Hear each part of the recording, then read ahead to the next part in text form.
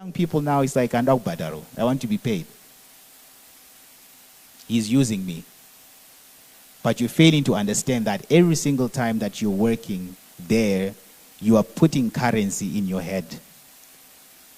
So it's important that you strategize how you approach mentors.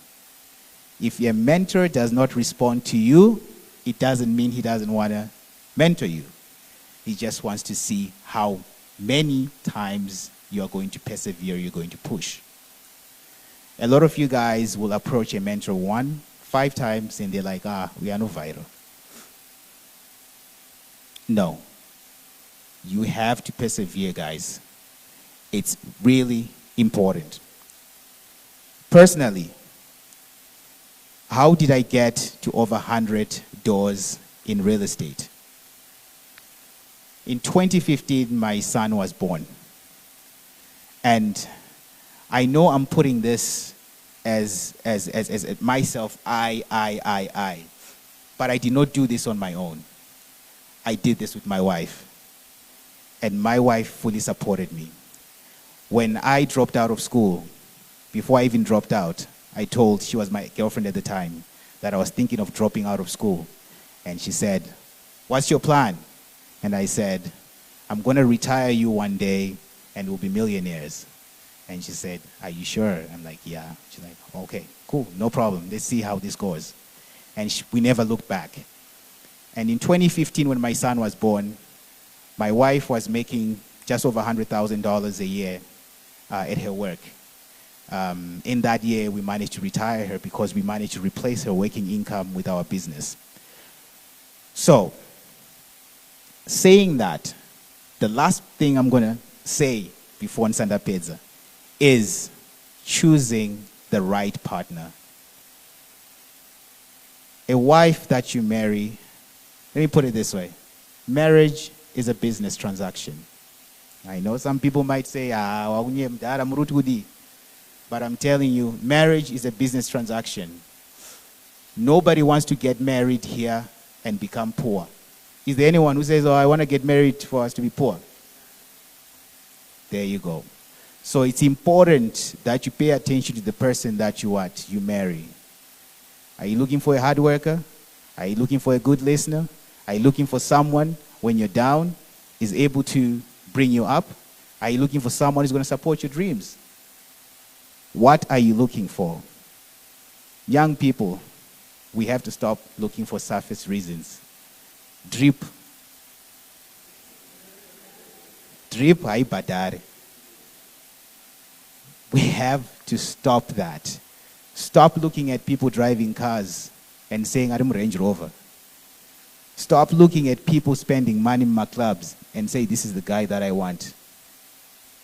My surface reasons have to stop. You have to look beyond that and make sure you guys will be successful. It's a huge topic, but I just wanted to touch a little bit about that. Before I end, I managed to write 2 books.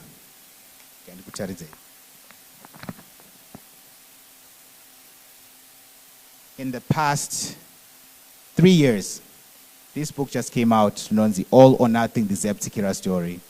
I talk about my story, where I was born, where I come from, how I moved to Canada, how I struggled, how I made the millions. It's all here in ZIM, in All or Nothing, the ZIM story. And you can't save your way to wealth.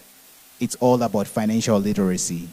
Financial literacy is very important. Some people might not understand what I'm talking about, but it's understanding what Marino Shanda say. How to use money. How to build generational wealth.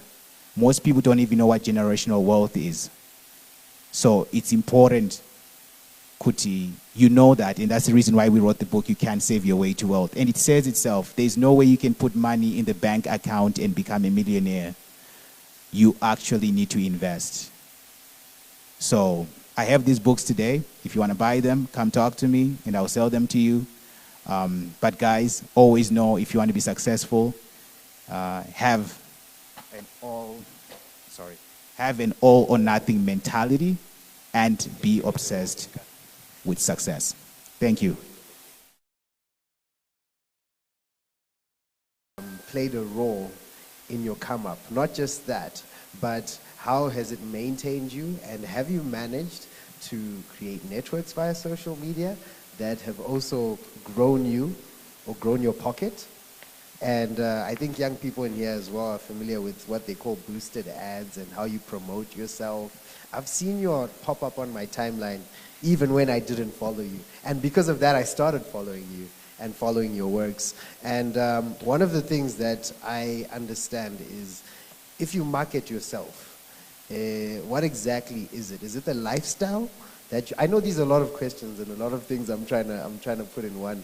But if you market yourself, is there a specific way that you are then also going to have that fill your pocket, or you're just showing us that, hey, I'm the self-made millionaire, and y'all should see me, y'all should see my cars, y'all should follow my content, and not get anything from me in terms of growing myself? Yeah. So the first question was, how has social media helped your come up, right? That was the first one. So social media has really helped me a lot to reaching a lot of people. And when I started social media in 2012, because sometimes I get this question like, this guy's new and he's lying about his business and stuff like that. And I say, go and look at my timeline when I started posting stuff about empowering people back in 2012. So that in itself, when I started posting, it was all about empowering and reaching people globally. So over the years, I've really reached out. I've had a big reach, because if you look at for example, my Facebook, I have over 500,000 followers, and they are all over Africa. And I even used one example of someone, a follower of mine who's in Ghana, in my book, who pretty much took some of my principles. He reached out to me. He asked me, I don't remember what it was, but he asked me about how he can, make it in life. And I sort of like gave him some principles, which he went and used, and he even and then his business really grew. So social media has helped me for sure. And then the second question was, is it showcasing your cars and stuff like that? Okay, lifestyle. Is lifestyle important in order to grow? Maserati. So I won't say showing what you've accomplished does not help in getting people to listen to you and to stand and say, okay, wow, who is this guy? What does he do? Because most of the time, I'm going to give you an example, that you have, let's say you want to invest money in me, right? We have a meeting, let's say we're meeting here at Rainbow Towers here for breakfast, right? But we're meeting in the car park.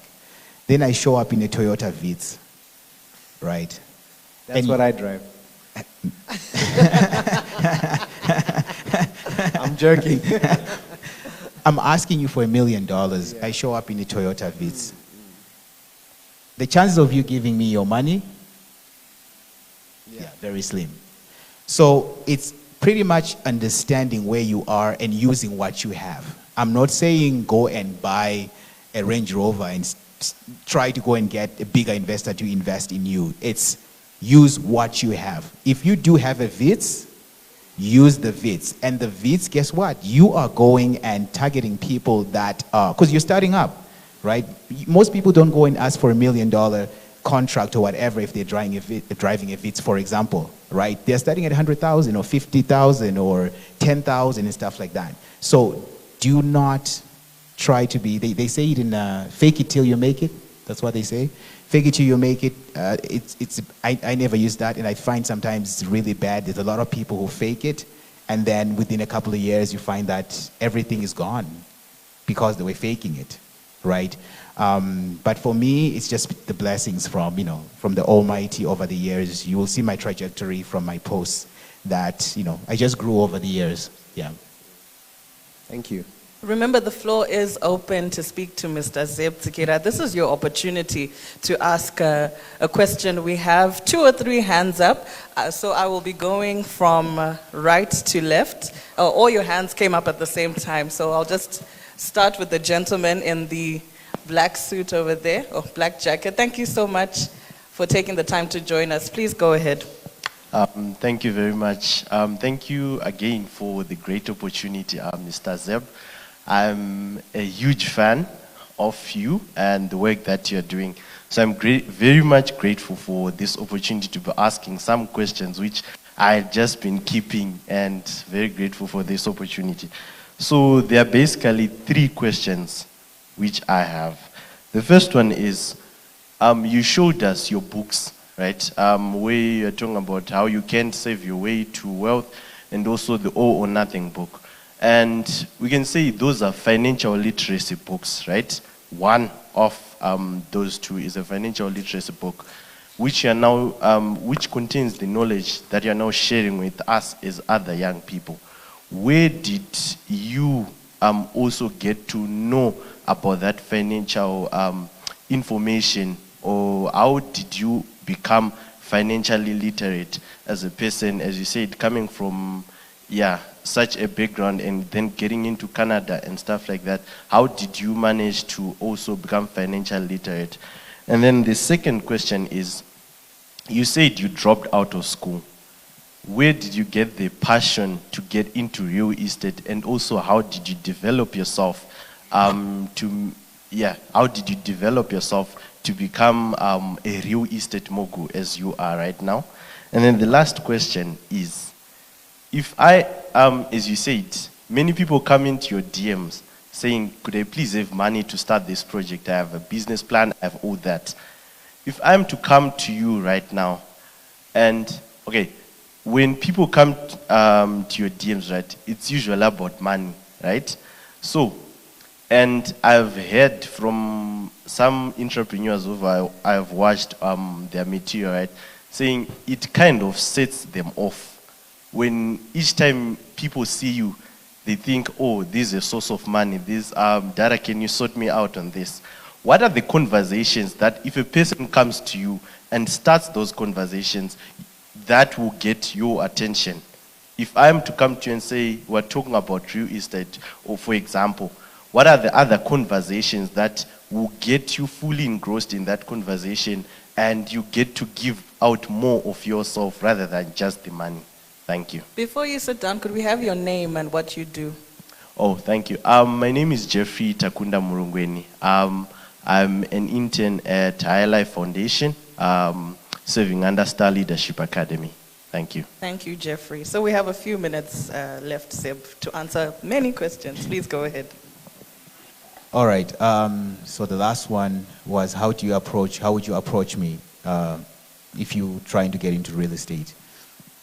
So it's pretty much knowing what real estate is all about. When you come to me with the cash flows, come to me with the exit plans, you're coming to me and saying, you know what, I even approached these sellers. There's these sellers who were selling this, and this house is amazing. I have actually been a property manager, and this company that I work for is a property manager. We've been doing this and doing that. You see the experience. You're doing stuff, right? I don't like when people approach me when they're doing nothing. All they have is a business plan. So I hope I answered your question with that. The second one was financial literacy. How did you get to the point that you understand about that? It was in 2010, after spending a decade in Canada. 10 years in Canada, I knew nothing about financial literacy. There's credit cards up there. There's all these things that they offer you on credit. And when I first got to Canada, I thought all this stuff was free. So I used it up and I never paid it back. So 10 years later, when I decided I wanted to get into real estate, it haunted me because I couldn't get into real estate in the first 3 years because I had to pay back all the things that I owed. So I had to learn at that point that this is how, you have to be financially literate. You need to pay your stuff on time. You need to make sure, and at the same time, how do you then build off that to build generational wealth to make sure that, your kids or your grandkids, they have properties, for example, that will pay them for the rest of their lives as long as they own them, right?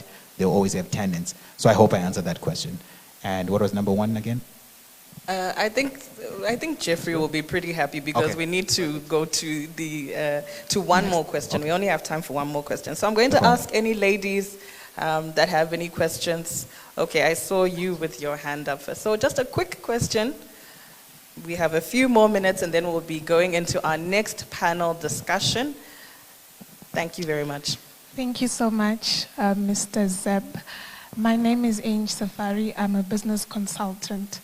You emphasized a lot on fear being your push factor that motivated you to pursue your journey in business. I want to find out, what is your view on starting a business based on passion?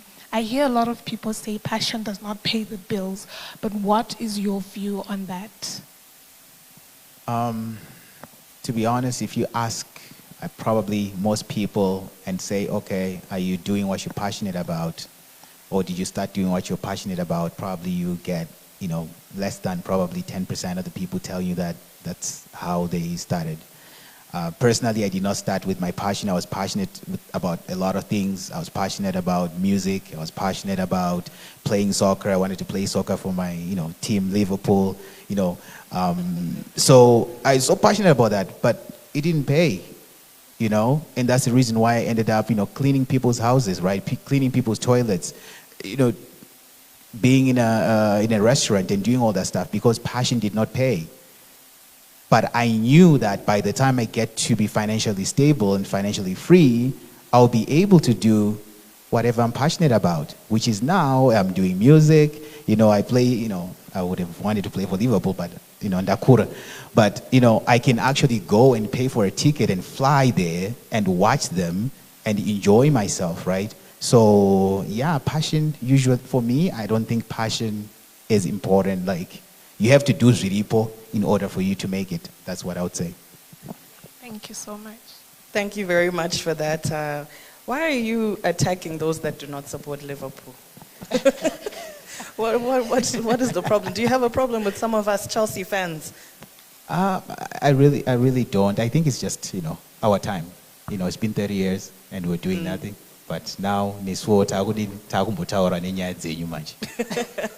Perfect. I think that's a perfect place to end our conversation. Thank you so much for joining us. A round of applause for Mr. Z.I.M.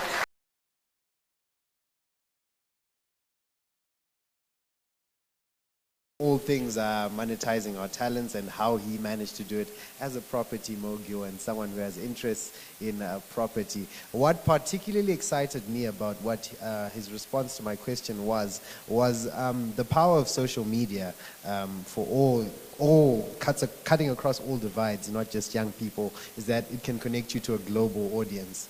So every time we have our products, I think this is just a takeaway that I have. If we have our products, if we have a service that we offer, always make sure that it's got the global captive audience. That way you'll also go far as well as grow far. A round of applause for me as I gave you a little bit of nuggets, people. All right, on that note, ladies and gentlemen, we are going to proceed with our program. And I think Mr. Zeb touched a little bit on this, the power of family within business. He particularly touched on your partner. And now I would like to introduce to you a couple that is going to come through and talk about balancing business, family, as well as a social life. And this is a husband and a wife, a mother and a father. Ladies and gentlemen, let us give it up for Anna and Pascal Frank as they come up. Let's give them a round of applause.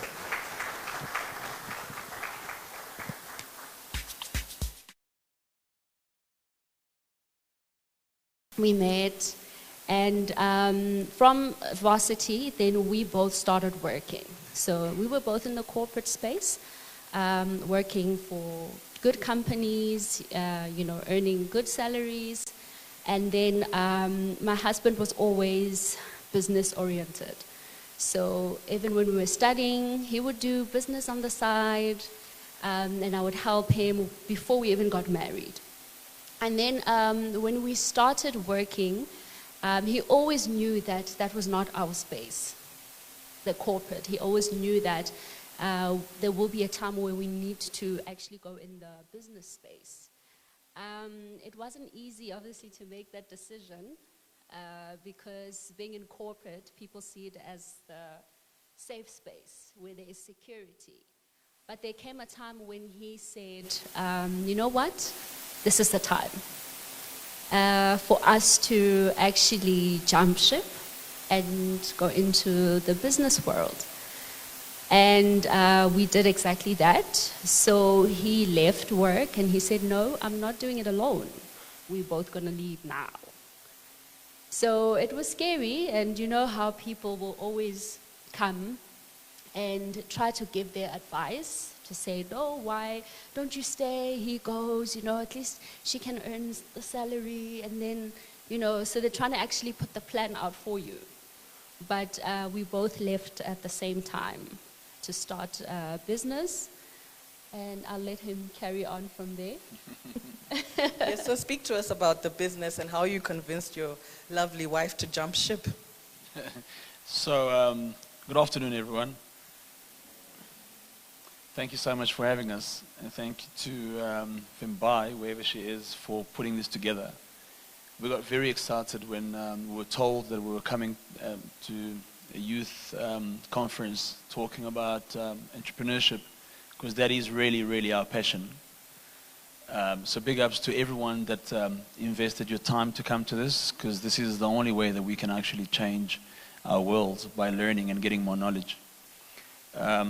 So like she said, I was always very business-minded in tertiary.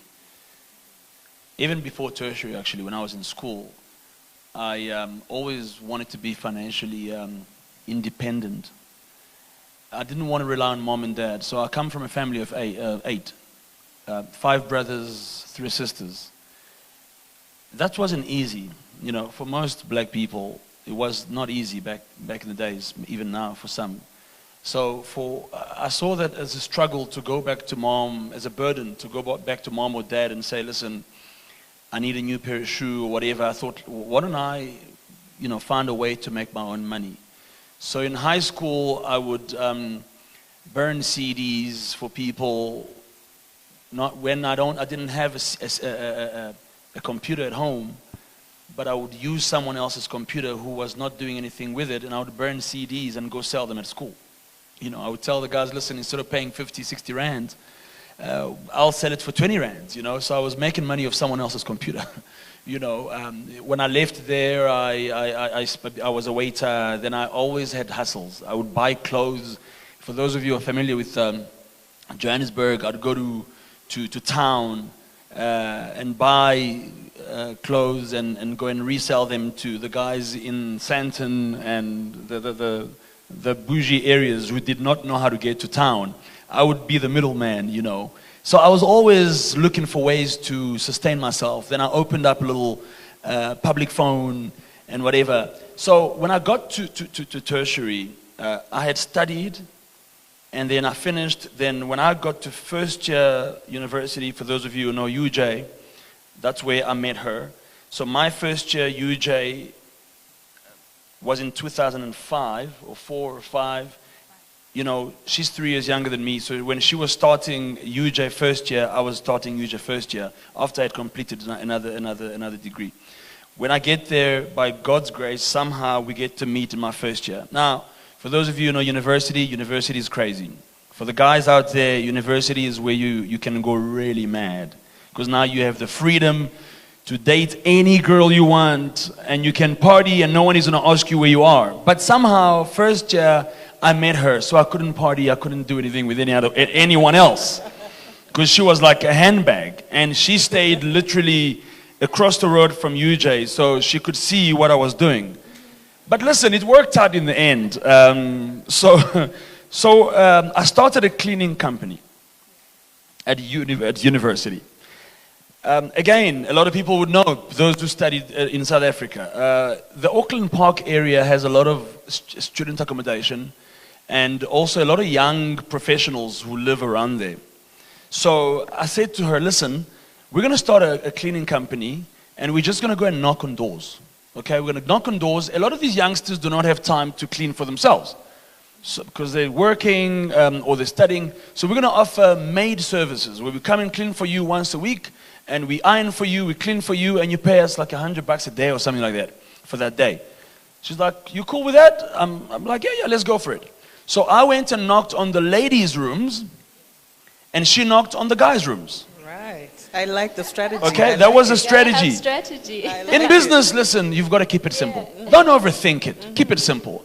Listen, this is my wife. I have to say what I'm going to say now. She's beautiful. Yes, she is. Otherwise, if I don't say this, I'm going to sleep on the floor. She's the most beautiful girl in the world.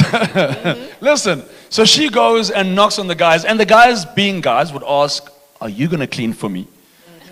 It's like, well, sometimes I'll be there to clean. Like, well, I'm signing up. So they had to sign contract. And the ladies, I went there and they did the same. So we signed up a whole lot of young people who were like, yeah, come through. I'm going to clean and she's going to clean. So it's going to work, right? They signed the contract and we started this company.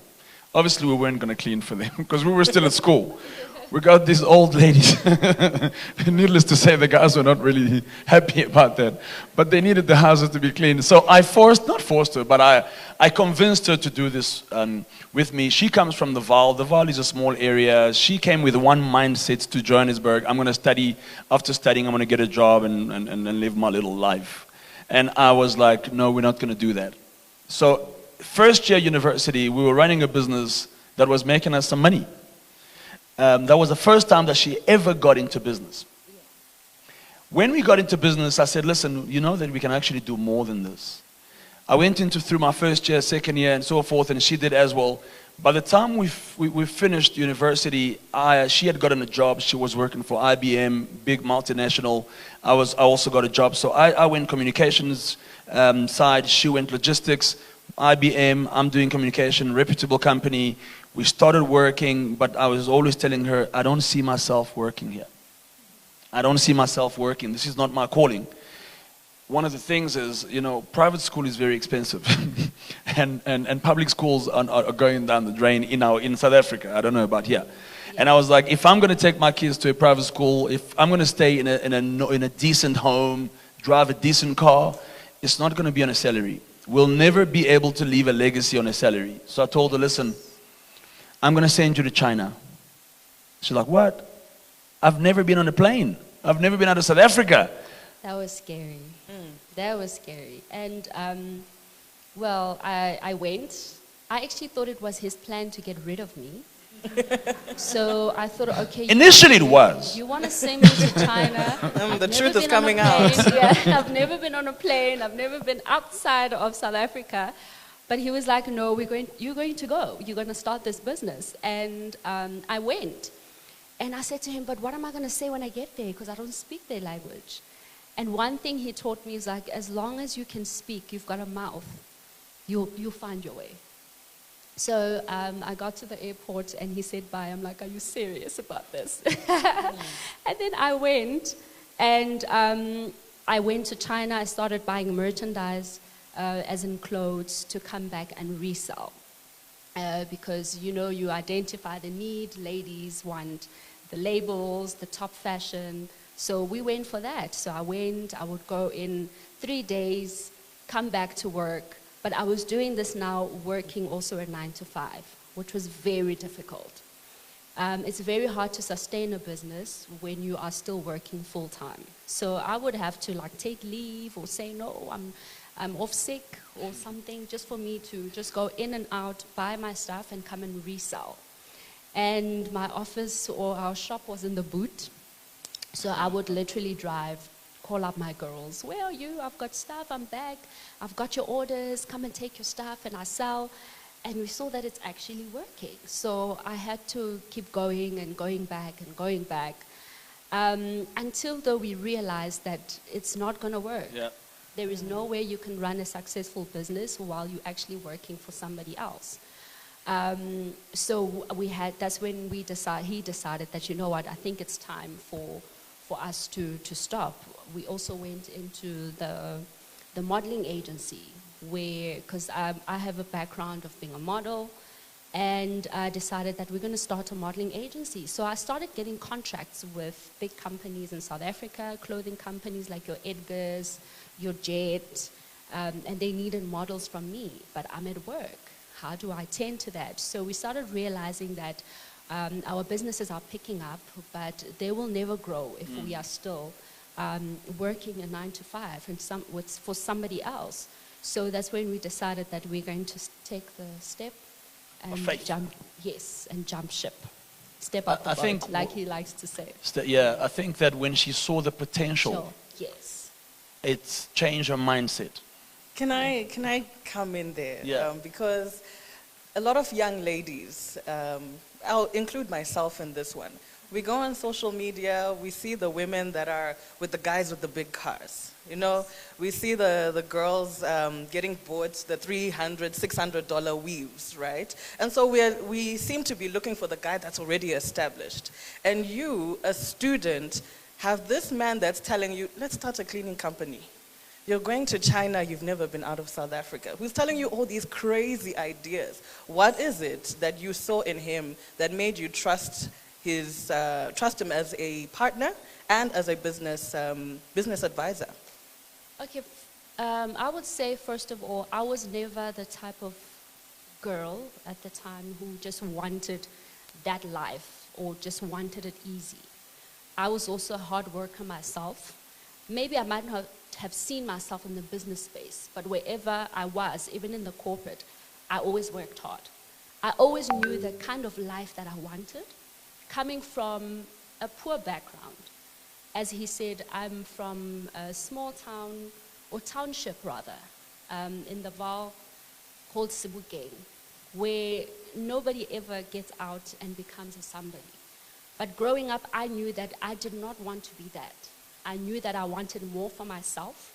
I might have not known how at the time, but I always knew that I wanted to make it. Not get a man who has made it, but I want to make it. If ever I'm going to get married, he must also find me doing something and chasing my own dreams and goals. So when I met him, I already wanted that for myself. And I saw the kind of man that he was. And not only did he want this, but I could see that he had a plan and a vision. So I could trust him based on that. I could see that he's leading us in the right direction. And like I said, I was never for somebody who has already made it, because I always thought to myself, how did he get there? Yes, you want the money, you want the bling, but do you know how that person got there? I wanted somebody that I could build with. A lot of people want the building already. They want everything set there already. But I wanted somebody that I could build from scratch, set the foundation and build on with. So when he came with that, I was more than happy to embrace that and to follow the vision, because I already had that thing of, I want to work hard, and whatever I'm going to achieve, I'm going to work for it. Now, I'm interested to hear how you balance. You spoke earlier about, you're working full time, now you're starting a business, and now you're in the public eye, you're working multiple jobs and multiple times. Yes. How does that affect you as a couple?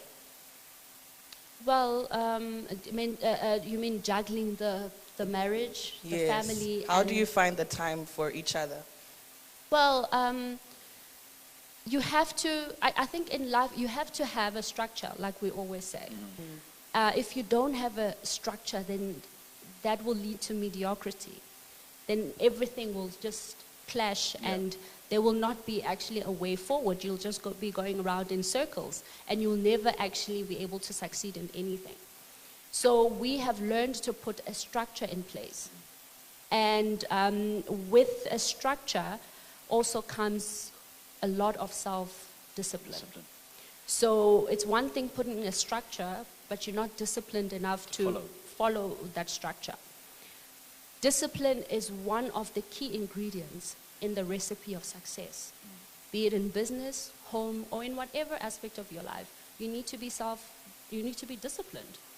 And discipline is that bridge between the goals and actually achieving.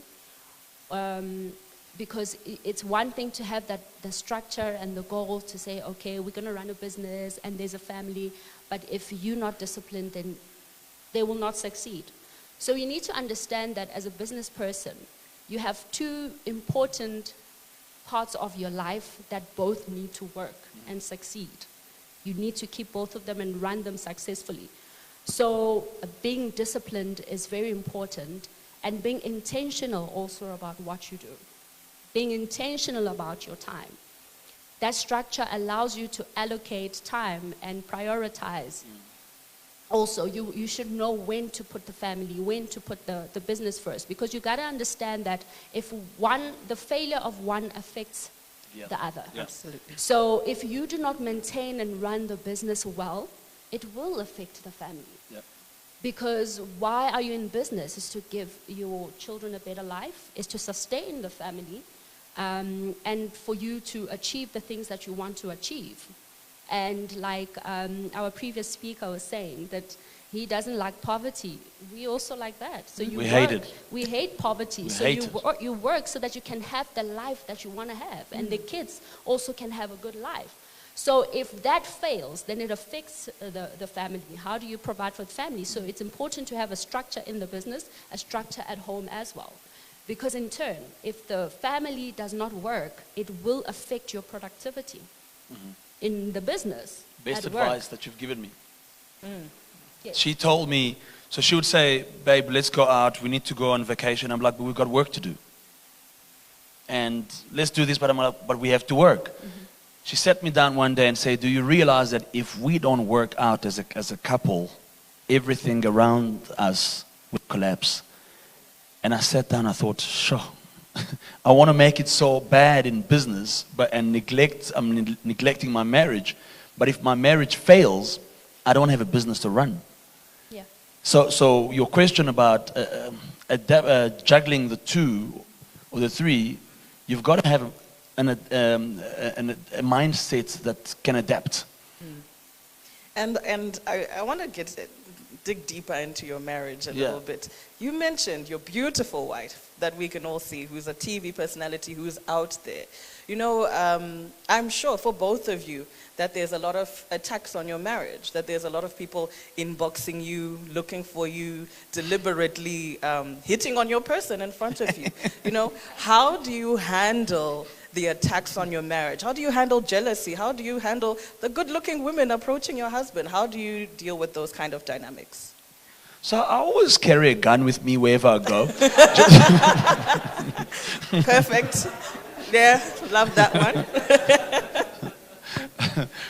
Listen, I always say that if you're a star, you're going to attract insects. So we are aware of the fact that if you are in the public eye, somehow you will attract unnecessary people. And because we are mindful of that, when they are approaching, we know. So listen, we got married very young. We've been married now this year. We've been together for 18 years. This year, married for 12 years. A round of applause for that. A round of applause. And when I got married, I got friends who told me, my man, you're still young. What are you doing? You're still too young to get married. Yeah, enjoy life. Enjoy life. You know, look at all these, women around you and all that. I'm like, that is the advice that I don't need. I knew where I was going, and I knew that I would not make it alone. I wanted my partner to go with me. And I've always wanted to get married young. So I think if your mindset is not changed, you won't be able to make it.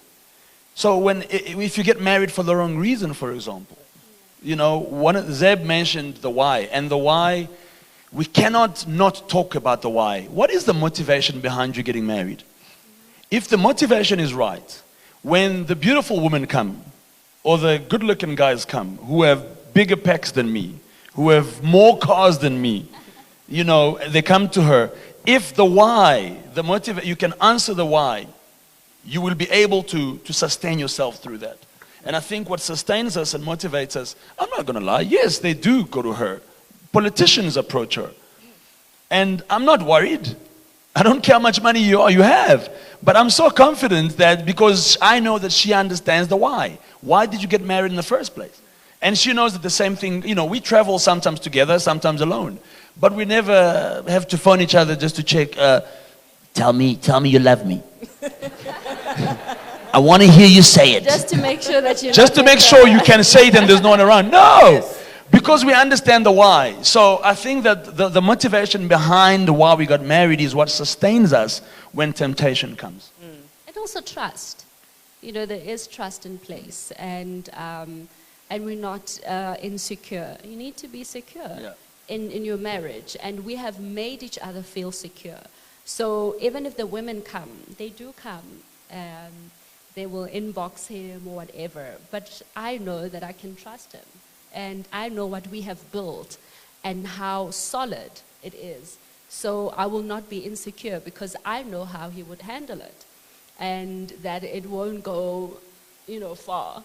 So I think won't go anywhere. Well, it won't go anywhere. Won't go anywhere. We won't even start. No. But remember that there are people that approach him also for business, for ministry. Yes. So I can't sit here and say, no, nobody must talk to him. Nobody must inbox him. Some people inbox him because of business, of who he is.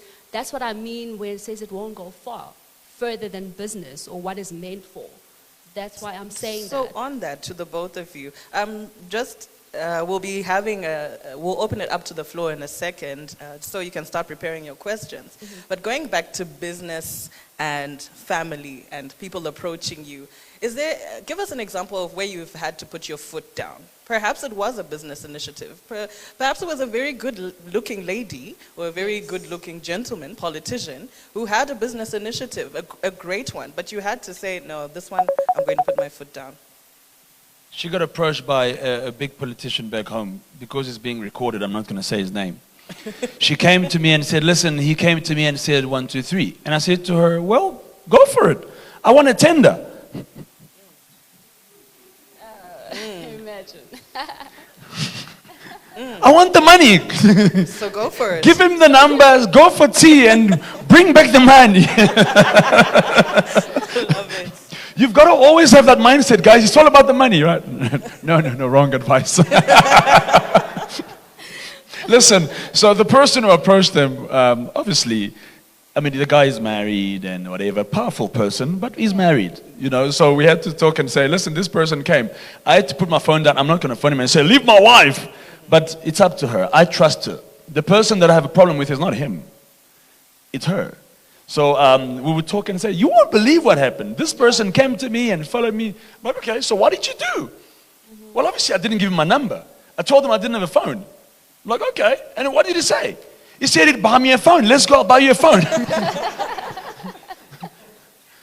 You know, we were chatting, not to, I didn't get upset. Like I say, I didn't have to put my foot down and you will not talk to him. Because reality is, if she's going to do something, she'll do it. And if I'm going to do something, I'll do it. We live in a country, in a world where she could say, I'm going to the shops. Yeah. I'm going to the shops. I want to say, well, I'd put a tracker on you. I don't do that. She's going to do it. She's going to go to the shops and then do whatever she needs to do. So we spoke about it and laughed about it. We just laughed and like, oh my goodness, okay. And then it just ended because he followed her home and he's like, you following me? So he stopped and like, stop it. She put her foot down. I don't have to put my foot down. She needs to put her foot down. You know. I think also it's the transparency that we have in our marriage for us to even be able to talk about it. Should say a lot, which is what is important in marriage. You need to be transparent about things that happen. Because some people would keep such things to themselves, and some people would even entertain it a bit. And the husband would never know, or the wife would never know about it. But we are so transparent that we speak about everything that happens. We're so open with each other. And also, as a woman, there's certain things that you should not compromise. You know, whether that person can open doors for you, or you can get deals or money, but how far are you willing to go to get those things? So I wasn't willing to compromise who I am and my integrity and certain values that have been instilled in me that I carry out. So whether he's rich or what, I still put my foot down because that's not what I wanted from him, you know. I love that. Just keeping your integrity and your Yes. values. You have to keep your it's an values. important message, definitely, Exactly. especially for the women. ladies that are in the Yes, room. because you will get such approaches, especially women in business.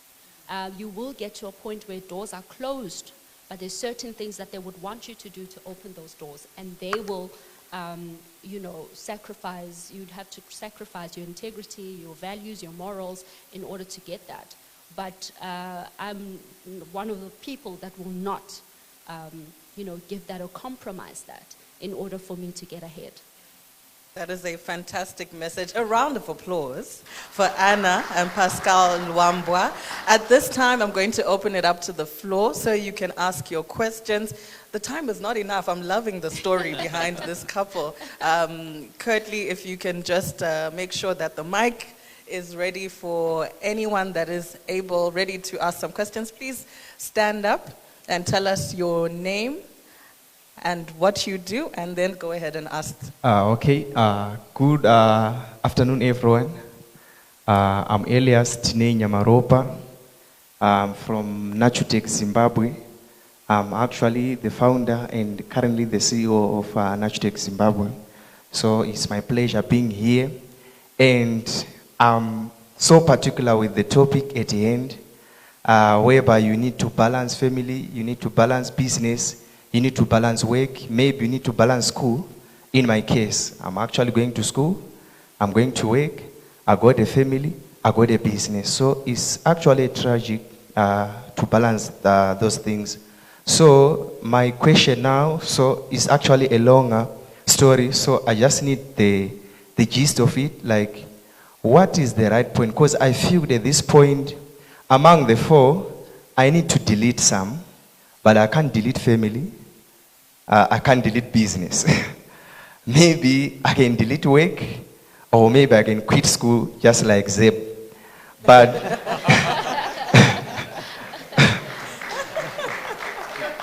you see, so I just need an answer on what is the right point or the turning point or the right situation where I should make a decision. No, now I should quit my job and focus with my business and my family.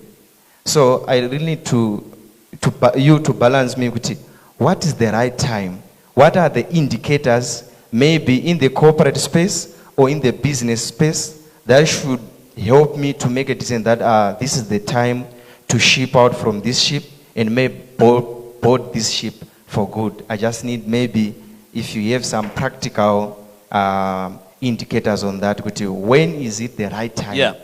Thanks, Elias. So let's go back to what we did. When we started the businesses before we had our kids, which I would say is a very good time to start.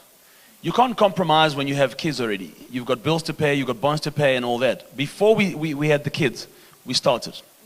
But we still had the job. So we were doing the business and working. When we fell pregnant with our first child, and we realized that we needed to step it up. So we backed down because we thought we need security. We kept the jobs and neglected the business because we thought there's a mouth to feed here. We can't take chances. We can't afford to live on the street. And then things didn't get any easier. Then the second child came. So we left our corporate jobs when the second child came. We realized that if we're going to continue having kids, like I said, I come from a family of 8. So my dad expects me to also have 8. I'm only on 3 now. Okay. And we're stopping at 3? She's saying we're stopping at 3, but I'm the supplier. So as long as I haven't stopped supplying, I'm still going. The carrier? So I think we need to be wise, but like I said, have an adaptable mindset. We had to adapt when the first child came. We had to think, okay, what do we let go and what do you... So let me give you a practical example. Let me not give you theories. If you're going to leave your job, have a plan. Have you got savings? Because you mentioned you've got family, right? So you've got kids? Do you have kids and wife? I got 2 kids. You've got 2 kids? And 1 wife. And 1 wife. Good. Thank God. Well 2 done, kids and 1 Elias. wife. I love that. I love that. Make sure, listen, we are people that have strong faith. We believe in taking leaps of faith. But however, we didn't just leave the job and say, well, we'll see what will happen. God will sustain us. We had savings to carry us for at least 6 months. That was us. I'm not saying it works for everyone. But if you're going to leave a job to start a business, the chances of you succeeding in the first year are very slim. You must realize that. So what is the contingency plan you've got? Don't leave your job while you've got a family and say, we'll see when we get there. No, you don't see when you get there. Because the first year of business, chances are you're not going to do very good. We had savings to last us 6 months. We started the business, we left our jobs, relied on the savings for 6 months, and let me tell you that in those 6 months we didn't make much money. But thank God we had the savings to carry us through. Okay? Now you're saying that, do I leave my job or my studies or whatever? I'm going to go back to the why. Why are you studying? No, you don't have to answer me now. Why are you studying? Why are you starting the business? Why do you have a family? If you can answer those whys, you might not have to leave any of those. If you're saying that I'm studying so that I can have enough knowledge to run the business, then you can't stop studying. That's what I'm saying. Answer the why. You see, so I can't tell you leave your education to go and pursue business, because I can't answer the why for you. You need to answer the whys. Because the education might be the link to make you bigger business or run the business well. Because one of the mistakes we do as black people is run businesses that we have no knowledge of. Right.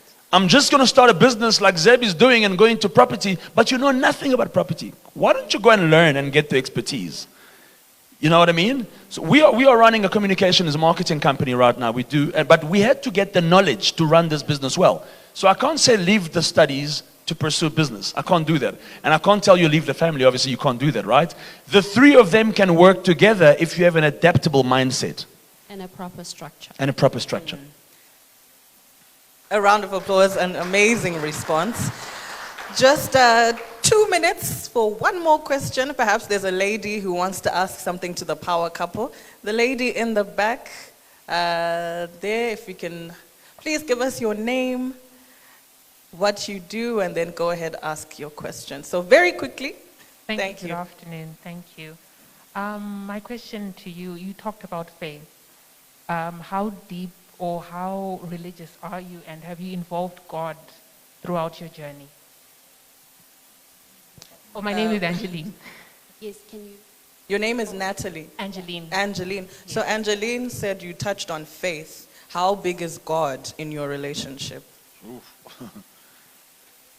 So I would say that He is the center of everything that we do. Yeah. So we do not exclude Him from the equation.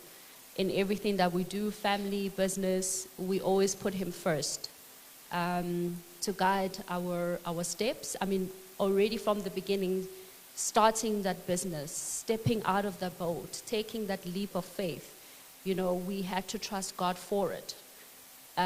We had savings, we had things, but ultimately we trusted God with that plan before anything or anyone else, not our networks, our connections, but we trusted Him first. And the word that we got was stepping out of the boat, and we talk a lot about stepping out of the boat. It's one of our biggest topics.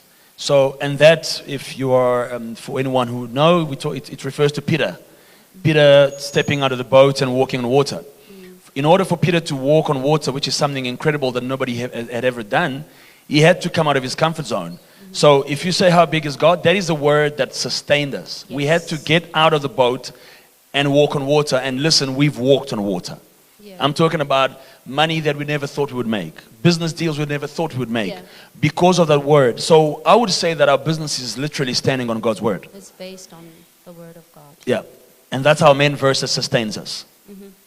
And I think that is a fantastic place to end. Thank you, Angeline, and thank you, Anna and Pascal Luambwa. Another round of applause for this fantastic couple. Thank you so much. We're getting ready to get out of the boat and walk on water. Yes. A fantastic, fantastic advice for our young people. Curtly, over to you.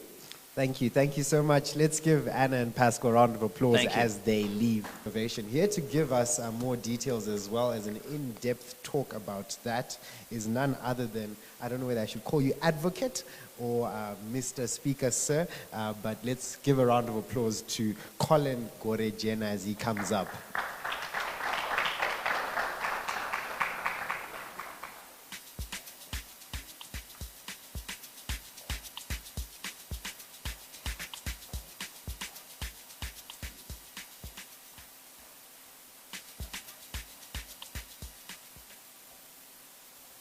Okay, good afternoon, ladies and gentlemen. My name is Colin. I'm a legal practitioner. So I'm not going to take much of your time. It's always a bit hectic going after such two wonderful people that have lightened the room quite a lot. And then I always say this was the main cost. So I'm just going to do a dessert of some sort so that I can cool down a little bit of some chilies that we were getting from Pascal and the wife. So basically what I'm here to do is I'm representing a company or a consultant called Create Innovate. Create Innovate is a legal consultant that deals mainly with what we call the intellectual property.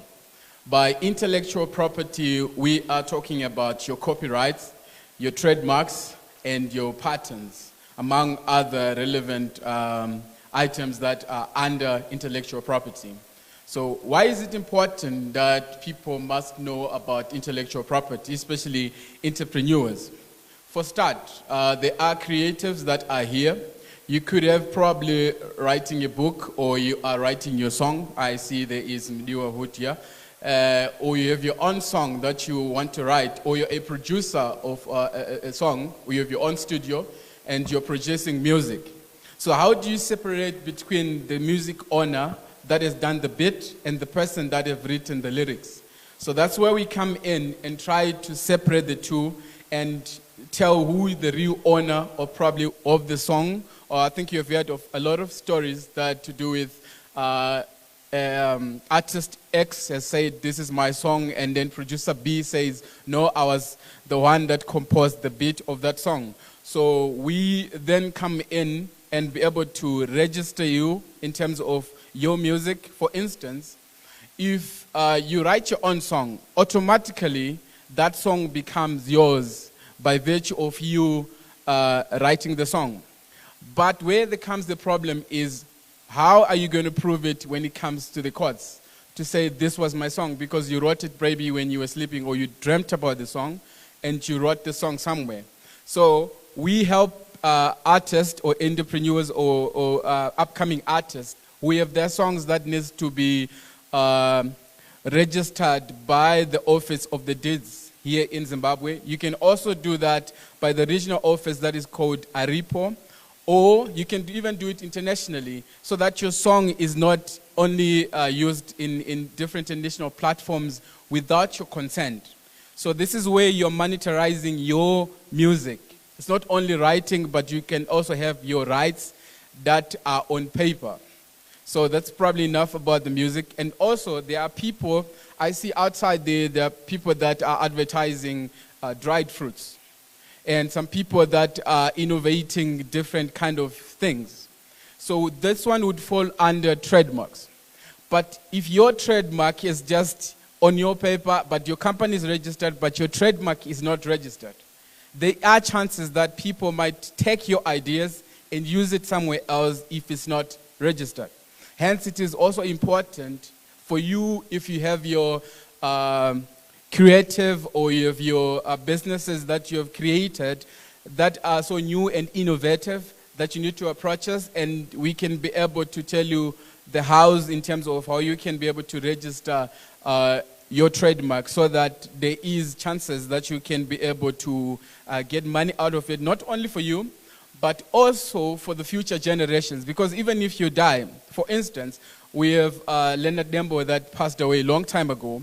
But I think in a lot of our parties, we actually play his songs, maybe 20 years after he passed away. But he can be able not only to get the royalties, but also be able to have the children can be able to have the rights of the music that he wrote, and in turn, they can be able to benefit from that. And lastly, I'm going to talk about what we call patterns. Patterns, for instance, you will be surprised that I think a lot of us, if not all of us, have used a pencil that is written HB. But on the pencil, there are two different owners on the pencil. The one that created the pencil, and the one that created the rubber, and the one, actually there were three, and the one that created the one that joins the rubber to the pencil. So these people were able to say, if you are going to use the pencil with the rubber, that means the person that created the rubber should benefit, and the person that created the pencil also benefited, and as well as the person that created that aluminum thing that joins the pencil and the rubber as well. So that's how important even the patent of itself it is. Because you might think, oh, it's only a pencil that I can be able just to write on, but people are still making a lot of money because of the patent rights. So in summation, what I encourage you to do when you have your businesses, it's fine to get your company registered through the registration offices. But the most important thing that will be able to sustain you even after you have died is the one that we're referring to, intellectual property, which is very, very fundamental in that whenever you are no longer there, even for 4 generations to come, you still can be able to benefit from your trademarks or your creations. Thank you very much.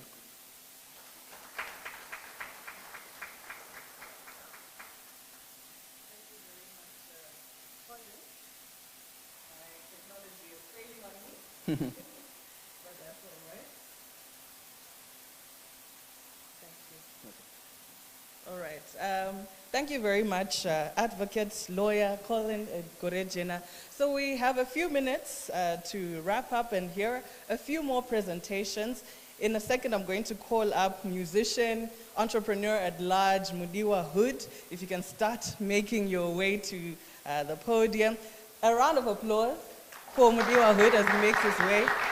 After that, we will hear from Chiedza Juru, and then we will close off with a speech from Cynthia Chingwena, who is an ambassador. We're excited to hear from them. So just for the sake of time, I'm going to remind you to just do a 5-minute presentation. I know we love hearing from you. You're so business savvy, and we have a lot to say, but time is not on our side. So now I'm going to hand it over to my friend, the musician and entrepreneur at large, Mudiwa Hood. The floor is yours. Thank you very much. So are we used to call us mics? Sorry, sir. Oh, thank you. Thank you. How are you guys? I hope you guys are good. Our guests, happy to see you. I'm a great follower of you. I see all our guests, Mr. Tsekira, how are you doing? Advocate, thank you so much. And I also see Mr. Chanakira, Dr. Chanakira, and our CEO. Thank you very much, and everybody who's here. My name is Mudiwa Hood. Most people say that I'm a musician and an entrepreneur, but the truth is I'm employed by a bank. I work for a bank. It's been 6 years. I've been a senior executive at a bank. I work for Stewart Bank. I'm the head of youth banking at Stewart Bank. And this is a profile that many people didn't know. But today, right now, I'm supposed to speak a little bit about finance. And I'm just going to speak on a small presentation in probably less than 6 minutes or so. Ladies and gentlemen, I'm going to talk about the 10 things that they never taught us in college. I believe one way or the other we went to college. If you didn't go to the right college like university, polytechnic, probably you went to the street college whereby the streets taught you how to do business. Are we together? So I'm going to talk about those things, 10 things that they never taught us in college.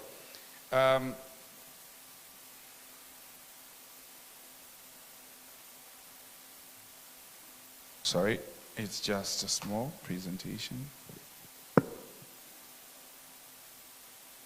Is this what they didn't teach you in college, Mudiwa? Sorry for that. So, listen up. The things that they never taught us in college, they told us that it's a small world. That's the truth. How many remember that when you were in Form 2, Form 3, Form 4, they actually told that you're so good in sciences. Stick to 4A. You're so good in commercials, you need to stick to commercials. You're so good in arts, you need to stick to arts. How many remember that? You remember that? Now listen up. Here's the truth. You realize that they created sort of an aura or a notion that arts are subjects that we look down upon. Have you ever noticed that? And sciences are the brightest students. But to my surprise, that this country that I'm actually sitting on, Zimbabwe, has only, the highest office has only been occupied by an art student. Did you know that? Regardless of how the Minister of Finance is learned, you wait for an art student, who is His Excellency the President, to sign the bill. Regardless of him being a professor, having understood, regardless of the doctors in the medical field, having clocked probably 30 points, whatever, they'll wait for an art student. So at the end of the day, they told us that it's a small box. You need to stick to what you know best. That's exactly what they taught us in school. So I'm just here to actually speak about the 10 things that they never taught us in college. So at the end of the day, never ever look down on anyone. Are we together? Never ever look down on what? On anyone. So they say to us, education is the key, but I'm here to tell you that it is not the destination. I have a BSc Honors in Economics. I have a Bachelor of Social Science in Psychology. I have a Master's degree in Finance. I'm actually studying for my PhD. When I actually graduated, I was the best student. I was the best graduating student. I had a first class. But when papers write, they write a lot about my music. They really write about my academics, which I do understand. You know, people don't want to give you flowers, but anyway, I've never seen so much jealous in one room. You are allowed to clap hands. No, I'm kidding. I'm kidding. Thank you. They also told us that, listen, your strength won't be in what you learned, but your ability or how fast you can unlearn. Ladies and gentlemen, in grade 1 or grade 2 or whatever it is, they told us that 10 into 2 it can't. But when you go to Form 1, they told you that it can. And you can. So at the end of the day, you realize that I'm going to talk to you about the 10 things that they never taught us in college. Ladies and gentlemen, once we leave the door, be it education, whatever it is that we did back in the day, right now, it's either you rule or be rude. This is the reality. It's either you what? You rule or be rude. It's your choice. Number 1, life is not competitive. It is collaborative. I sold the biggest dummy in Zimbabwe, where I spoke to one musician, and I told him that, you know what, Zimbabweans love toxicity. They love fighting. My friend, let's fake, what do you call this? Let's fake a beef. And I called a business partner, his name was Stana. We faked the beef since 2014. And we would go for interviews, saying, no, I'm the best. And he'll say he's the best, and we'll get booked for shows. Listen, the truth is the truth. Life is competitive. It is collaborative. It's not competitive. And they never taught us this in school. They actually told us that you need to be number 1. How many knew that actually the iPhone battery was being made by Samsung, a company owned by Samsung? How many knew that? You can Google about it. Or a company also owned by Huawei was making the iPhone battery. Did you know that? And funny enough, when I was coming here, I actually realized that Google, Apple, they were started by people who were school dropouts. And yet we are supposed to be at universities, places, whatever it is that we're supposed to be, to actually say now that we have learned and we have mastered the things. So what I'm going to tell you, what I'm going to talk about here, ladies and gentlemen, the 10 things that they never taught us in college. Why I'm saying this is we have heard a lot of things, and I do believe that this kind of break, I'm just going to divert a little bit and just talk about street wisdom, just the normal things. Now listen, you are only as strong as your weakest link. This is the truth. So life is collaborative. Right now, if you leave this room without having taken few numbers, I don't know what to call you. Because the truth is, you might have potential customers to your business who are here. But some of you say you've got pride, probably you have made $1 million, and you say, no, you know what, I don't need to. Listen, the signpost to go to Mutare is not in Mutare. I'm telling you the truth, it's in Harare. The signpost to go to Pretoria is not in Pretoria. Where is it? It's in Joburg. My point is to say that where you want to go, the person who's telling you or showing you the direction might not be where you want to go, but they can give you a direction. So never look down on anyone. Everybody is a potential customer. You know, I got in trouble because I have a boutique, a luxury boutique. I even said this is a luxury boutique. Then having a luxury boutique, I said a woo hat is 450 rands. A woo hat. Or $55. I got in trouble. But listen, I'm very intentional about whatever it is that I do. Because I said to my bro, these are my products. I want to have a clientele of people. Okay, the order of my shop is you book, we close the shop for you. So you can't book and buy a woo hat. And the cheapest product in my shop is a woo hat. That's $55. I'm being honest. So at the end of the day, my point is to say, let us all be intentional in whatever it is that we need to do. Number 2, you need to fail fast and fail forward. Are we together? How many remember a guy called Thomas Edison? Thomas Edison is the guy who actually created the light bulb. He said, I have not failed, but I've just found 10,000 ways that do not work. There are a lot of people who are here, they're about to start a business. If they just find 1 or 2 difficult things, they'll stop and say no. Do you know that in Zimbabwe, I'm the most attacked celebrity in Zimbabwe? Go on Twitter, Facebook, wherever. They will tell you, I've won 30 music awards, but I get told you can't sing every day of my life. Now imagine if I'm actually to quit and say, no, you know what, I can't. And actually, when I signed for the bank, listen, I had the biggest deal any musician can ever have with the bank. I actually bought a property from my first deal with the bank. I had a jingle called Kwenga, Kwenga, Kwenga. It wasn't the best jingle. But they will tell you, no, you know what, you can't even sing. Let me tell you the truth. Most people ask me, so Mudio, what do you do for life? I make money for a living. That's what I do. So, number 2, we said fail fast and fail what? Fail forward. So, Thomas Edison said, I've not found 10,000 ways. I've not failed, but I found 10,000 ways that do not work. Listen, there is no reason to have a plan B. This is things that they never taught us in college. There is no reason to have a plan B. It will distract you from plan A. I'm telling you the truth. In literal terms, I'm actually saying there's no need for a small house. It will distract you from loving your wife. Are we together? There's no reason for you to have a plan B. It will distract you from plan A. Are we together? These are the things that they never taught us in college.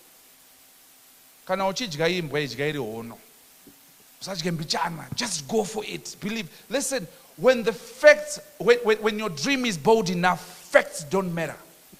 When the dream is bold enough, facts don't matter. Are we together? Mudiwa, I think maybe, did they teach you time management? Yeah, I'm almost done. Right. Number four, ladies and gentlemen, you see Mr. Dr. Nigel Chanakira here. He is one of my mentors. Listen, number 4, I'll say, ladies and gentlemen, refuse to be smart. You always need a mentor. The guest here, Ambassador Ibirenjo, is one of my mentors. Also, he's also coming. You need a mentor. That's number 4. Number 5, you are responsible for your own visibility. Did you hear what I said? You are responsible for your what? For your own visibility. Nobody's coming to save you. Sometimes when I see nobody's talking about me on Twitter, on social media, I try to create something so that they can talk. You are responsible for your own visibility. This is the truth. Whether you are a business, you're a corporate, you're a company, the truth is you just need to be relevant. This is the truth. You need to be relevant. And you are responsible for your own what? Visibility. Number 6, ladies and gentlemen, you are not paid for what you can do, but they will pay you for what they cannot do without you. Did you hear what I said? You are not paid for what you can do, but they will pay you for what they cannot do without you. If you go to your house and you have a problem with your tap, Do you call the plumber or you try to fix it first? If you are able to fix it, do you call the plumber? No. So you are not paid for what you can do, but what they cannot do without you. Number 7, be genuinely interested in people. People buy with emotion and they justify it with logic. I've been a victim of buying nice things in different shops because the shopkeeper is a beautiful girl. No, I've been a victim and I'm being honest. It happens. I know some of you will not agree, but it does happen. It's good marketing. Number 7, if you see money as a solution, ladies and gentlemen, it's just 10. I'm almost done. If you see money as a solution, when you find it, then comes the problem. Always remain in control. Mindset is everything. Did you hear what I said? Number 9, rules are meant to be broken. I'm not talking about country rules and laws, no. I'm saying education and rules show you boundaries. Innovation is there to prove elasticity. Listen, if you're not innovative, someone is going to come and take your core business and make it a freebie. How many remember a company called Kodak? Kodak, they were the best camera manufacturers. And you know what they did? Nokia came and put a camera at the back of a phone. And do you know what happened? Kodak went home and they went bankrupt. They went home. So if you're not innovative enough, someone is going to take your core business, your main business, and make it a dessert. Are we together? Number 10. I'm almost done. Number 10. Stay hungry. Don't linger too long at the table of success. Hey, you know what? When I was in upper 6, grade 12, I was so brilliant. No, past is past. If you made your first million last year, if you made your 100 million last year, the truth is you have to accept you now need to move on. I have seen so many people who have been rich before, and they are no longer rich now. Don't linger too long at the table of success. The only way to enjoy another meal is to remain hungry. And in the last 1 minute, before Curtly, you can come. In the last 1 minute, I want to say this, ladies and gentlemen. How many know of a lion? How many know of a lion? You know a lion, right? Now listen. The lion is not the fastest animal in the animal kingdom. Do you know that? What is it? It's a cheetah. The lion, is it the tallest animal in the animal kingdom? What is it? It's a giraffe. The lion is not the biggest animal in the animal kingdom. What is it? It's an elephant. The lion is not the slowest animal in the animal kingdom. What is it? It's the tortoise. The lion is not even the cleverest or the smartest. There's a snake, there's a monkey. Are we together? So every attribute the lion possesses is not the best. But who is the king of the jungle? It's the lion. Ladies and gentlemen, this is what I call the lion attitude. You don't have to give an excuse. I have no connections. I have no education. I'm from a pure background. Every attribute the lion possesses is not the best, but it is the king of the jungle. It's high time we need to put excuses aside and go for it. When the dream is bold enough, facts don't matter. Thank you, ladies and gentlemen. A round of applause for Mr. Mutizwa. Before you go, Mr. Mutizwa, here's my business card. Oh, thank you. I just want to network.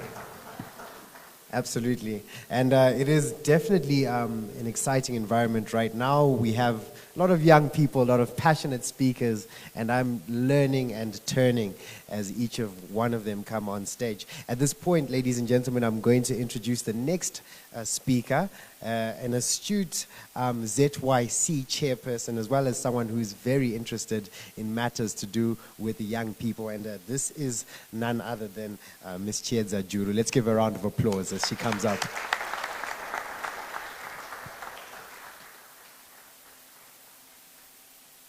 As Chiedza Juru makes her way, we just remind our speakers of the few minutes we have left.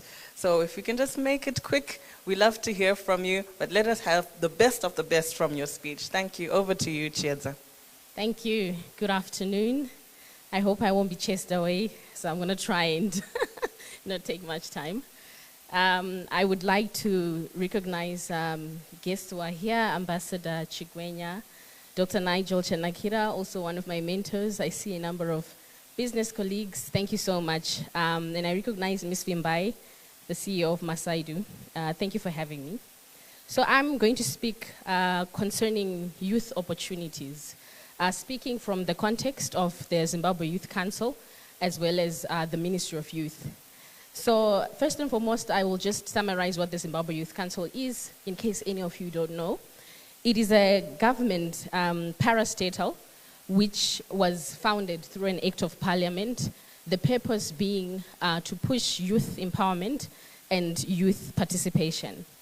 When you look at the demographics on the African continent, I'm sure you're tired of hearing how young people contribute the majority in terms of population, rovering around 70%, being below the age of 35. And so if we're to look at economic development, the organization has got this brilliant idea and they set up something, but the back end in terms of, okay, you've got your business, do you have somebody who's capable of doing the finances for you so that you can track your revenue, track your profit? Most of the times we lack these skills. Marketing of your product, there's so many elements to business, having the right people on the bus. So a lot of times young people have got brilliant projects, but there is no skills capacitation and the back end is not strong. Another challenge that youth face is formalization.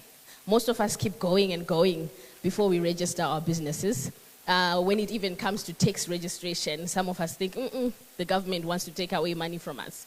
But there are so many advantages of formalizing. I remember when I was starting my little project back then, one of my mentors says, before I talk to you, go and register, and then we'll start talking from there.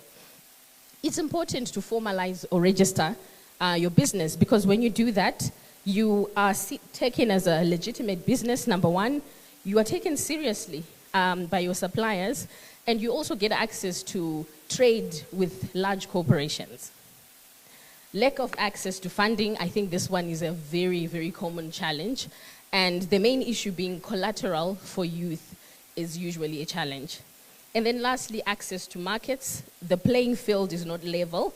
Usually you find big contracts mainly circulating around large companies, those companies that are known. But like I mentioned, 70% of our population is young people. Now try and imagine, why is it that if the population is so youthful and 70% is below the age of 35, youth businesses struggle to have customers or supporters? Imagine what would happen if we coordinated ourselves as young people. Let's say we came up with an online platform that shows us all the different youths, variku mining devapi, variku agriculture, variku construction, and we know their businesses and we know where to find them. It means even as I'm sitting, whether as a senior executive or a youthful executive, if we are pushing the empowerment of young people, when I want to construct one of our properties, for example, for our offices, I have somewhere to go and say, let me give 70% of the business to an established company, but 30% to youth, or maybe even 100% to young people. So we need to coordinate ourselves as young people. We need to have our own database, working with the Zimbabwe Youth Council. In terms of what government has done or can do, and I'm rounding up, just addressing those 4 key challenges and what can be done.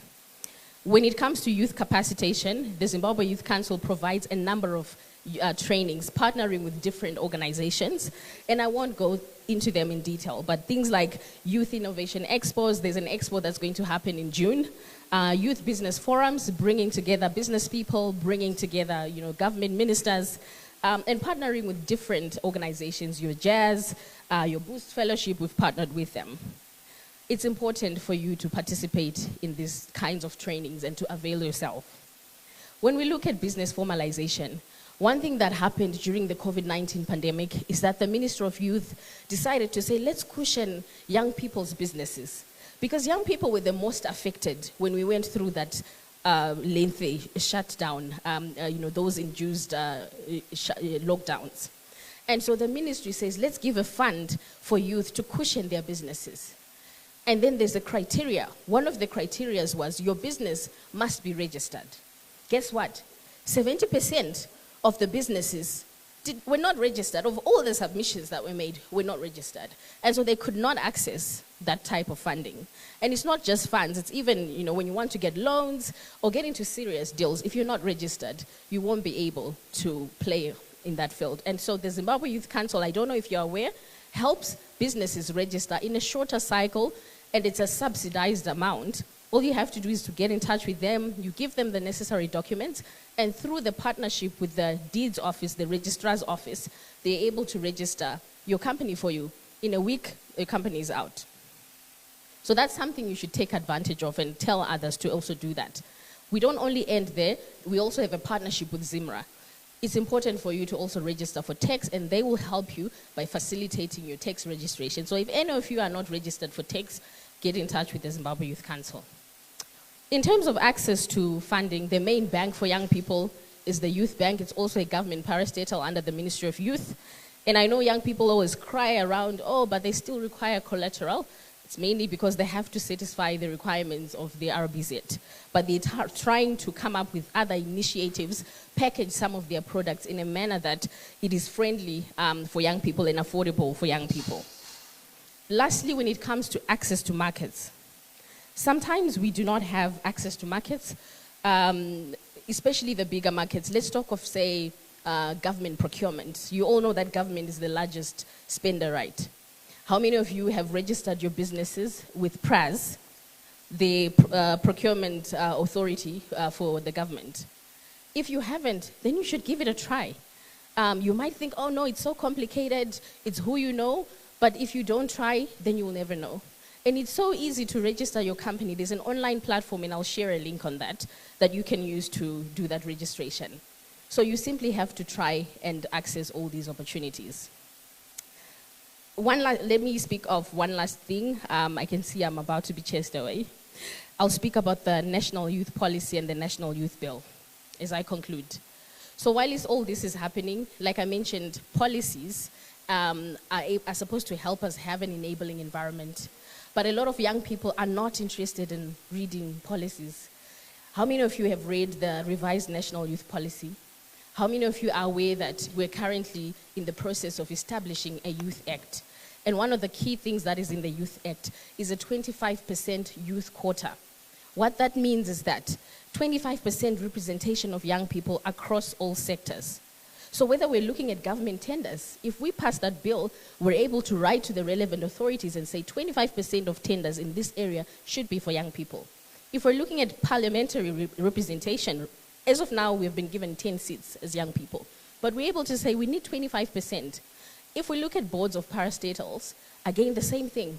We write to the corporate governance unit, we need 25% representation.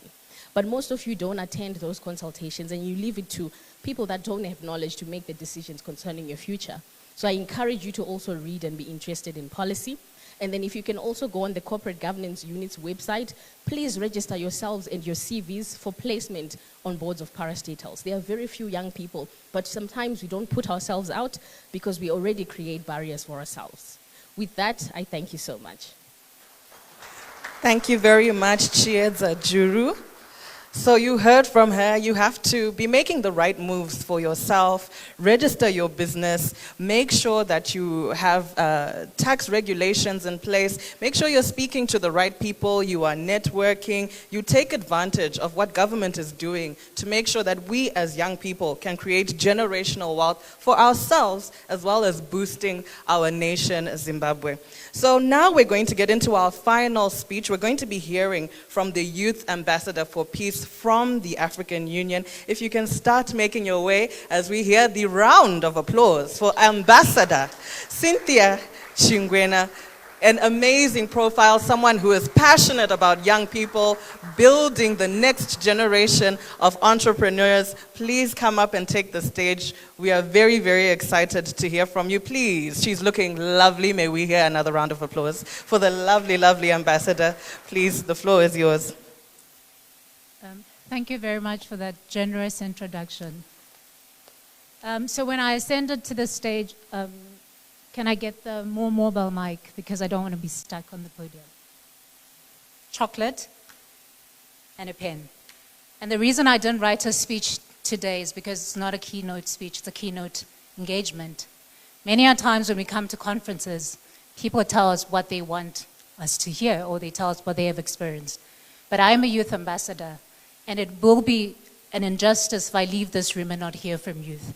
So before I start my keynote engagement, I'm going to take 2 questions from young people in the room. I see there's a table over there. I see other young people on that other table. So the reason I brought a notebook was to write your questions. If there's anyone in the room who's got a specific question, either for the African Union or in relation to my position, please take the opportunity.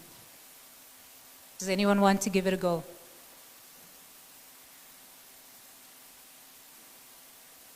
Sure. The gentleman in the black shirt.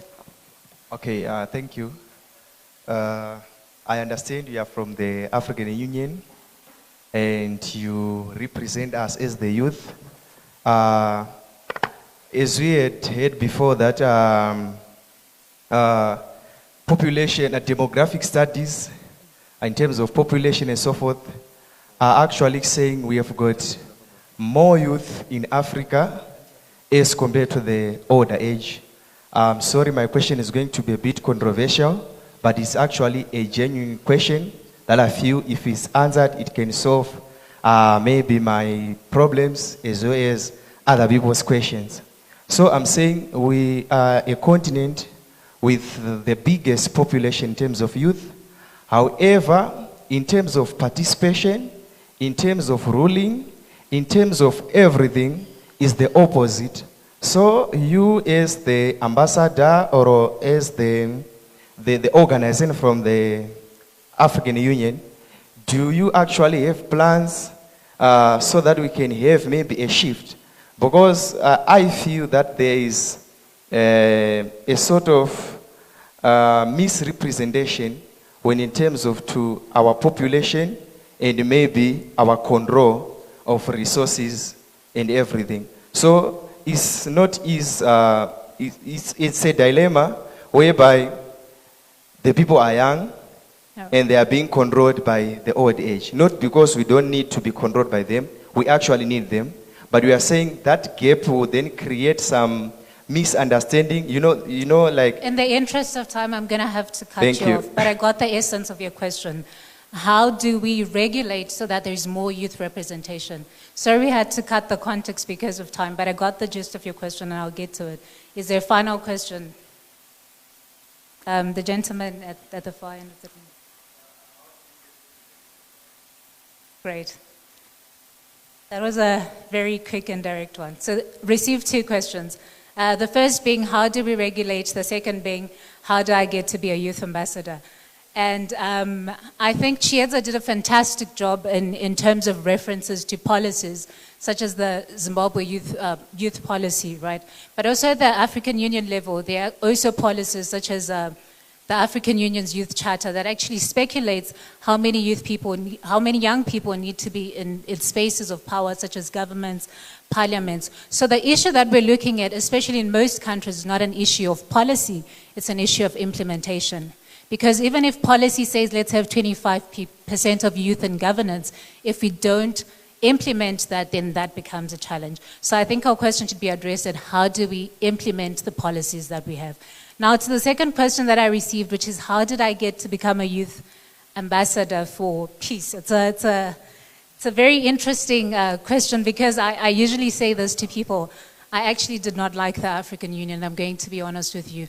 And I think that is not the case that's only unique to me. There are a lot of people who don't like the Zimbabwean government in this room. I'm not going to ask you to raise your hands. So I didn't like the African Union, particularly because I felt that it is not representative. So I have a friend who used to work for the African Union, and whenever applications came through, I worked for the European Union in my full-time job for an organization called Konrad Adenauer Stiftung, which is a German political foundation. So what I used to do in my spare time was to criticize the African Union because I knew what was wrong. And a friend of mine said to me one day, you know so much that is wrong with the African Union, why don't you join us? And I applied. So if you think you know the shortfalls of a system, it's until you get into the system that you actually realize how bad it is. But in every situation, there are 3 choices. You can either take the right way, which is relative. You can take the wrong way, which is abstinence, you don't participate at all. Or you can take the wise way, which is saying, I acknowledge the space is not representative, but I'm going to go into this space and I'm going to make change. Not just for myself, but also for generations to come. And that is truly the essence of leadership. To say the space now is not representative, but I'm going to use the wise way, get into the space, agitate the space so that by the time I leave, there's going to be more and more young people who are represented. So ladies and gentlemen, thank you very much to the two gentlemen who raised their questions. I'll get into the two things that I actually planned to speak about. And the first thing is I might have misplaced my chocolate, unless somebody, oh, there we go. So the reason I brought this up to the stage with me was that 2 weeks ago I was in Ghana, in Accra, for work with the European Union. And I received this chocolate as a gift from one of the people from Ghana we're working with. Now it's dark chocolate, 75% cocoa. And if you know dark chocolate, it tastes very horrible. I'm not going to mince my words about it. So I decided to share it with colleagues, one from the DRC, another German, myself a Zimbabwean, and one Ghanaian. We all went on about how bad this chocolate was. It's not sweet chocolate, it's dark chocolate. And a Ghanaian said, I will not criticize a product for my country. And that's why I kept this box. The reason I say this to you today is because many a times, most of us are quick to say what's wrong with Zimbabwe. But don't destroy our country because you don't like the president or you don't like the government.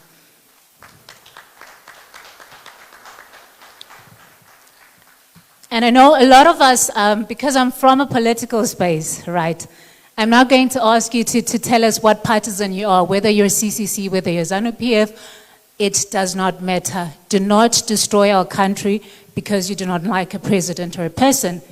Because we're tired of getting into spaces where people say, oh, you're from Zimbabwe. We thought things were bad. I'm like, no, they're not bad. Look at me. But no, I'm kidding. So the narrative out there is things are bad. But I've been fortunate enough to travel to different countries where you get there and you're like, you, my daughter. Some people have got a sense of patriotism, and patriotism is not just politics. Patriotism is realizing that we might not be where we need to be as a country, but we're getting there. And even if we don't, we're making progress towards that. And one of the things that I don't do is to speak ill about my country, no matter how bad. And you might say, no, you're in a privileged position to not speak bad about Zimbabwe. No, I am not. If some of you have looked at my talk, I actually come from a very different dynamic where a part of my family is from Matebeleland, which is where the Gukurondi massacres, and I've spoken about this in a professional space. But do I go around in a room that's full of people who don't know Zimbabwe and say Zimbabwe is bad? No, Zimbabwe is working towards progress.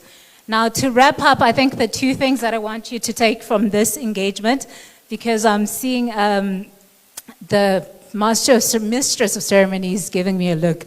So I think the two things that I really want to say to you is, first thing is, as I responded to the question I received, there's a right way, there's the wrong way, and there's a wise way. The wise way is unrepresentative as a space in. Get into the space, make a change for other people.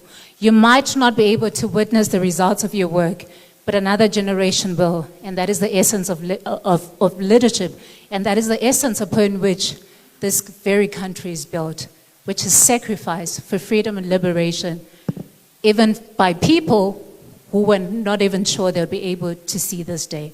So I think get into the space, unrepresentative as it is, agitate the space, make it more representative. The second thing I want us to think about is that stop thinking of a country as a physical dimension. Zimbabwe is a construct, an abstract that you and I must continually water. And the space that we're in today is not the space we will always be in. Thank you.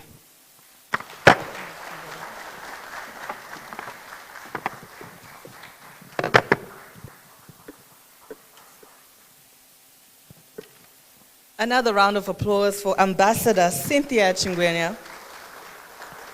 Yes. I think, there's definitely something we can take from there, which is it's important how we speak about our country. Oh, yes. No matter the dynamics, no matter which side you're on, how you speak about your country is reflective of where we're going. Don't you think, Curtly? I do think so. Thank you so much, Nyasha, and thank you so much to Ambassador. I'm a proud Zimbabwean. Do we have some proud Zimbabweans in the house? All right. Yes, indeed. That speaks that we're in the right place at the right time with the right people. And speaking of the right people, we want to thank this afternoon everybody who's come through. To our panelists, we know we had Mr. Z.I.M. who came through, as well as Taku David in absentia, who spoke about monetizing your talent.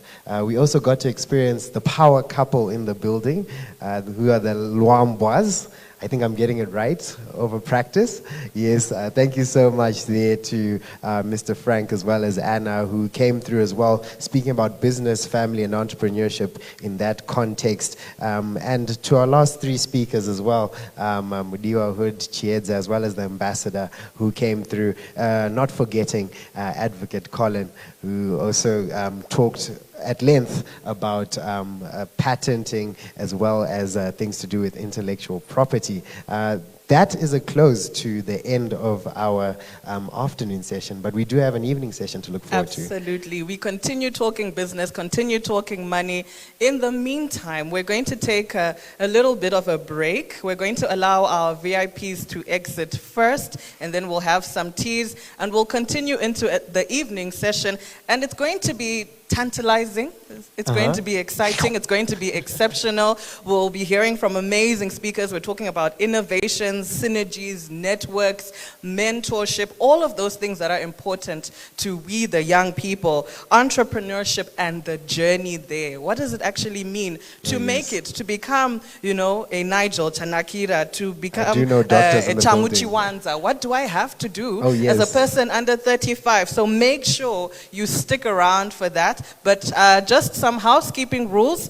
The toilets are to your right as soon as you exit. And once again, I'm going to say we'll allow our guests to, and our keynote speakers to exit first. And then we'll call you in about 30 minutes to an hour, depending on how much you mix and mingle. Please take advantage of this moment. This is the chance you have to ask those questions. Make sure it's quick, make sure it's snappy, that elevator pitch. This is your moment, isn't it, Curtly? Absolutely. Thank you so much. And we will ask the entire house to leave, as they would like to have a different setup for you this evening. And also remember that our awards are going to be tonight. So please, you need to come back for that. Thank you so much. I'll leave it to the DJ as our keynote address speakers leave.